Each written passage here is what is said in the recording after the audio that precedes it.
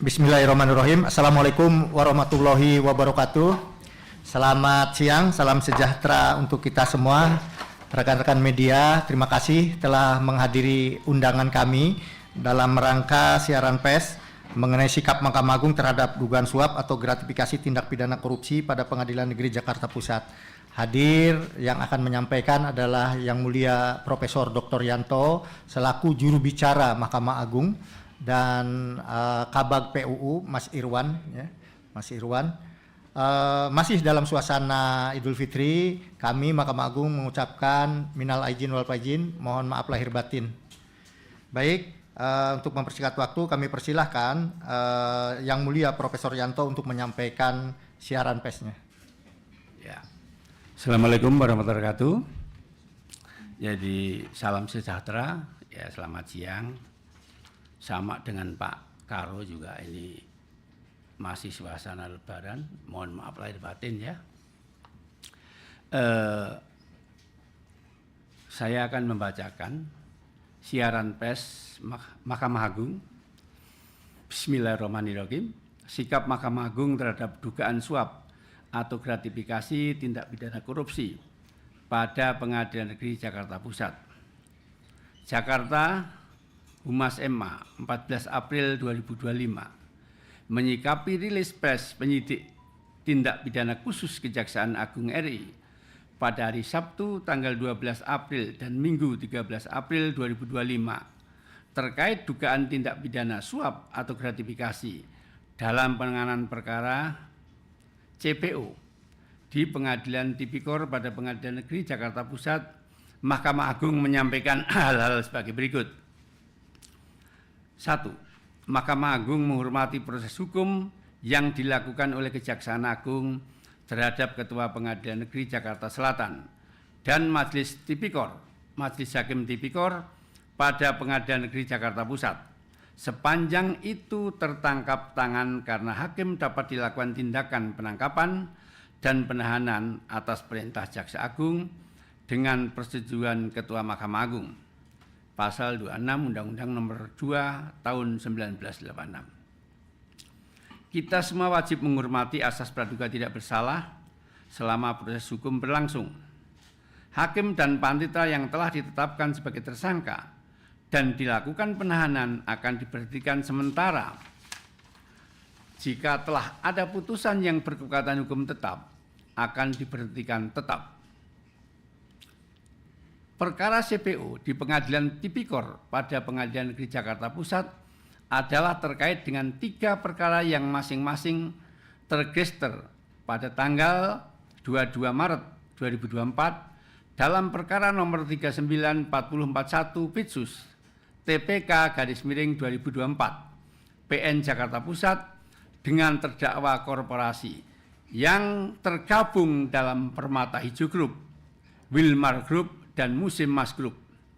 Perkara tersebut ditangani oleh majelis yang sama dan telah diputus pada tanggal 19 Maret 2025 dan pada tanggal 27 Maret 2025 penuntut umum telah mengajukan kasasi. Majelis hakim yang terdiri dari D sebagai ketua majelis dengan hakim anggota adalah ASB dan AM telah menjatuhkan putusan yang pada pokoknya menyatakan para terdakwa terbukti melakukan perbuatan yang didakwakan kepadanya sebagaimana didakwakan dalam dakwaan primer maupun subsidiar penuntut umum, akan tetapi perbuatan itu bukanlah merupakan suatu tindak pidana. Untuk itu para terdakwa dilepas dari segala tuntutan hukum. 6. Putusan Pengadilan Tipikor pada Pengadilan Negeri Jakarta Pusat tersebut belum berkekuatan hukum tetap karena penuntut umum telah mengajukan upaya hukum kasasi pada tanggal 27 Maret 2025 setelah berkas kasasi lengkap. Pengadilan Tipikor pada Pengadilan Negeri Jakarta Pusat akan segera mengirimkan berkas kasasi ke Mahkamah Agung secara elektronik. Mahkamah Agung sangat prihatin atas peristiwa yang terus mendera dunia peradilan di saat Mahkamah Agung sedang berbenah dan melakukan perubahan dalam mengelola dan menjalankan peradilan untuk mewujudkan peradilan yang bersih dan profesional. Pagi tadi, pimpinan Mahkamah Agung RI menyelenggarakan rapat pimpinan atau rapim dengan agenda pembahasan revisi SK KMA RI nomor 48 garis miring KMA garis miring SK garis miring 2 garis miring 2017 tentang pola promosi dan mutasi hakim pada 4 lingkungan peradilan. Badan Pengawasan Mahkamah Agung telah membentuk satuan khusus, tugas khusus, Satgasus untuk melakukan evaluasi secara menyeluruh terhadap kedisiplinan, kinerja, dan kepatuhan hakim dan aparatur terhadap kode etik dan pedoman perilaku pada 4 lingkungan peradilan di wilayah hukum DKI Jakarta. 10. Mahkamah Agung segera menerapkan aplikasi penunjukan majelis hakim secara robotik smart majelis pada pengadilan tingkat pertama dan tingkat banding sebagaimana telah ditetapkan di Mahkamah Agung untuk meminimalisir terjadinya potensi judicial corruption. Jakarta, 14 April 2025, juru bicara Mahkamah Agung Yanto, Kepala Biro Hukum dan Humas Mahkamah Agung Dr. Subandi SHMA. Ya, ini tadi rapim, hasil rapim yang saya bacakan ya. Demikian ya. Silakan Mas. Kita sudah mendengar apa siaran pers dari Mahkamah Agung. Ada 10 poin disampaikan tadi oleh Yang Mulia Profesor Yanto dan ini merupakan hasil dari rapat pimpinan apa yang disampaikan oleh juru bicara tadi. Barangkali ada pendalaman pertanyaan, kami beri kesempatan kepada rekan-rekan media untuk disampaikan. Satu, baju merah di belakang, nanti sebutkan nama, asal media. Kemudian kedua mbaknya ya, baju hijau. Oke, yang ketiga cukup 2 penanya. Oke, silakan, ada mic-nya. Oke, silakan. Ya, selamat siang. Nama saya Iman dari TV One. Mungkin ada beberapa pertanyaan, saya langsung tanyakan saja ya Pak. Ya. Yang pertama, apakah nantinya MA akan menggandeng Komisi Yudisial untuk proses etik para hakim?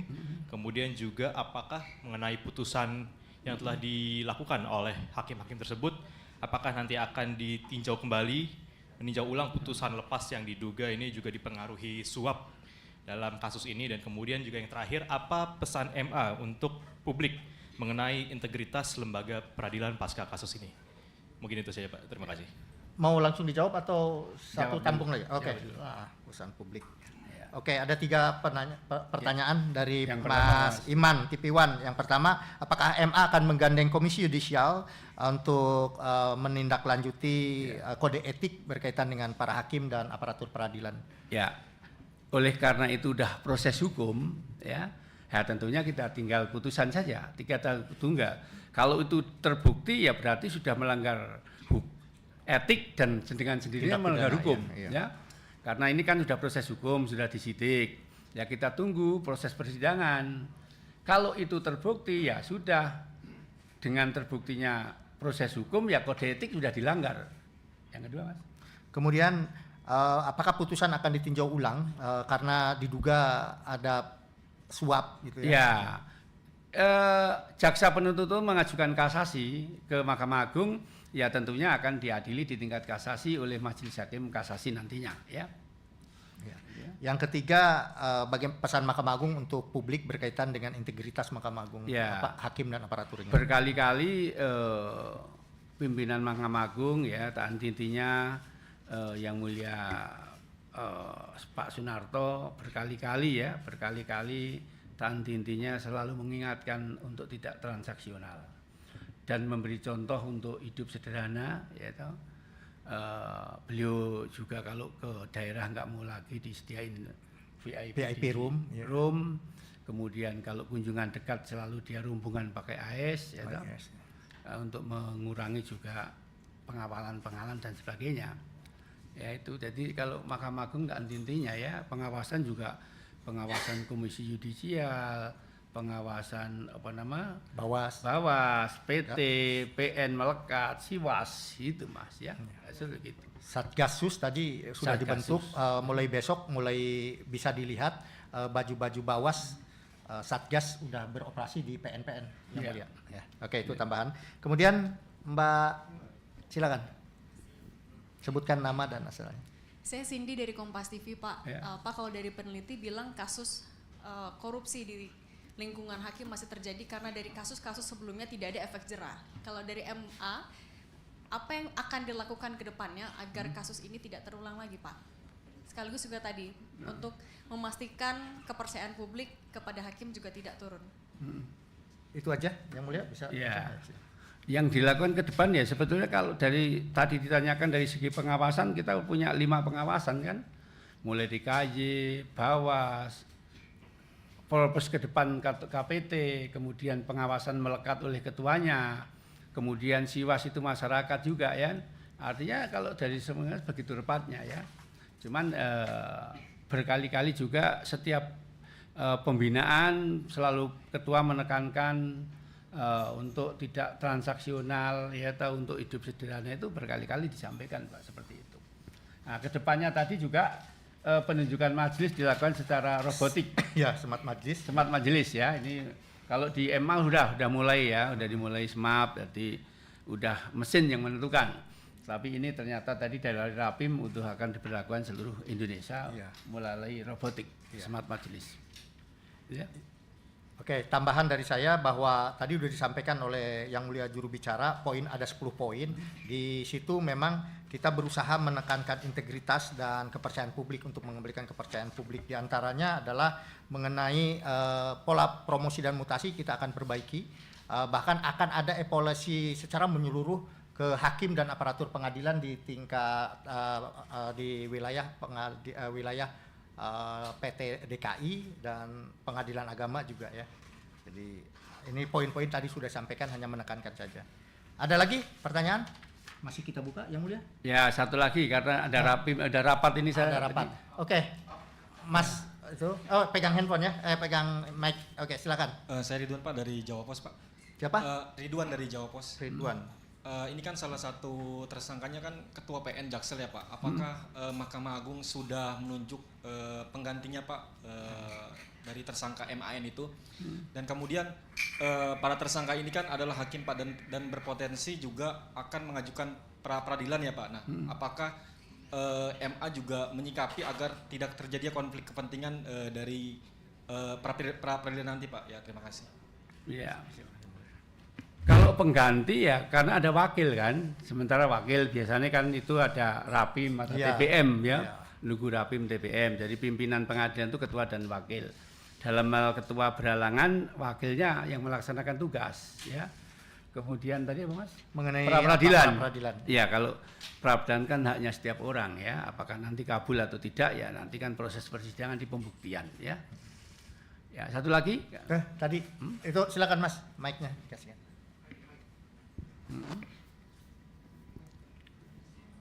Petugas tolong diberikan mic-nya.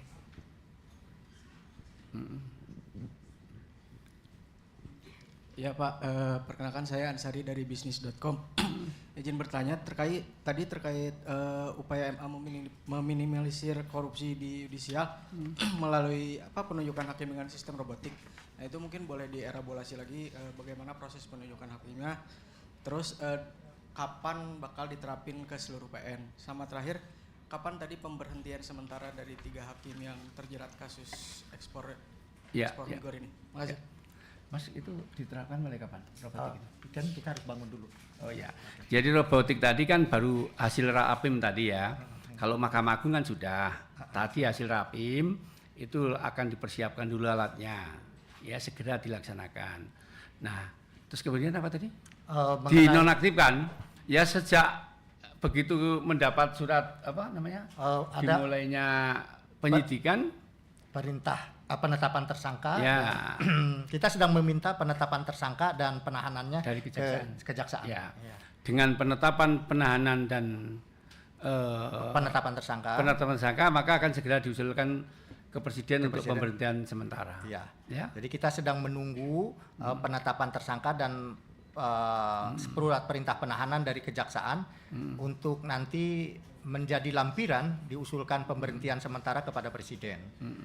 Mengenai semat majlis, boleh Yang Mulia saya tambahkan. Mengenai semat majlis itu memang tadi juga dibahas di rapat pimpinan, ada 2 unsur di sana. Kita ingin memperbaiki, pertama dari sisi sumber daya manusia, di mana ketua pengadilan harus dipilih orang yang berintegritas dan profesional, ya, integritas bersih dan profesional.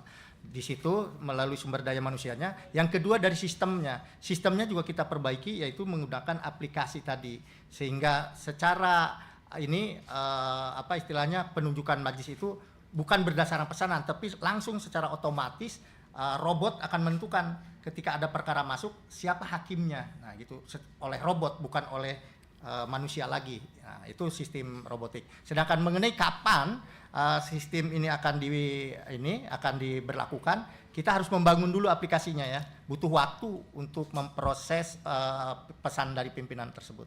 Demikian Yang Mulia. Ya, itu ya.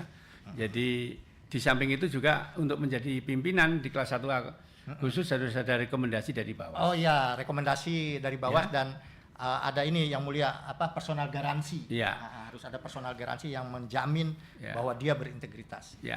Kalau ada 1 kali aja ya. Kalau enggak ya Mbak E. Ya. Mbak siapa itu? 1 lagi. Ya. 1 lagi ya. Ini habis itu kita ini ya. Silakan 1 lagi.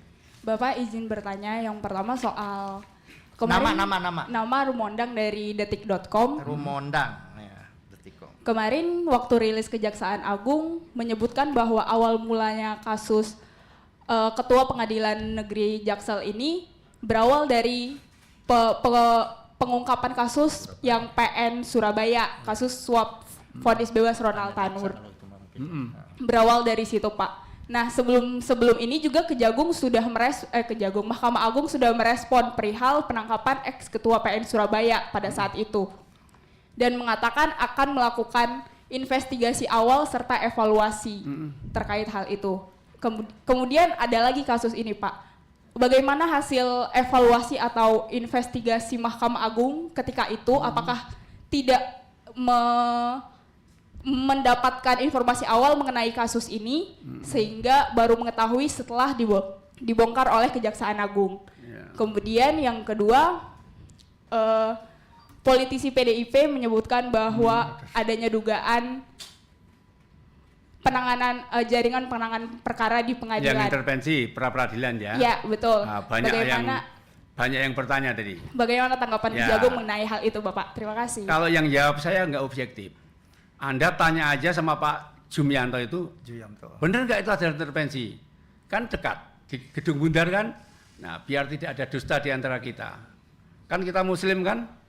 Nah, ditanya aja, Pak Jum, betul nggak ada intervensi? Ya, bentuknya seperti apa? Seperti itu ya. Nah, kalau yang jawab kita nanti nggak objektif. Tanya aja yang mengadili. Terus yang kedua, berkaitan dengan kalau kita kan sifatnya kan hanya ini ya, kalau Bawas itu kan bukan penyelidikan ya.